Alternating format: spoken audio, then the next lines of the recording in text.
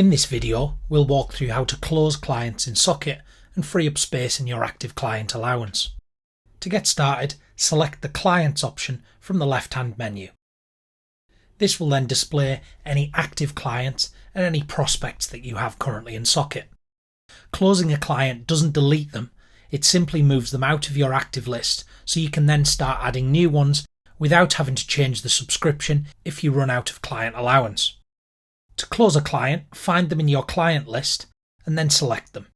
From here, choose the three dots menu in the top right and choose Mark as Closed. You'll then see a pop-up asking you to confirm that you do want to close this client, choose their last billable month, and also provide a reason. As you can see at the top, the Closing Soon banner is now being displayed.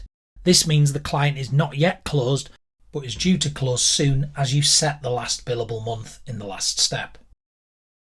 If you choose a date in the past, or when the date passes, the client will now show as closed, displaying the closed banner at the top. This will automatically end any agreements that you had in place and close those off effective the same date. When a client is closed, they become inactive, which means they no longer count towards your active client total.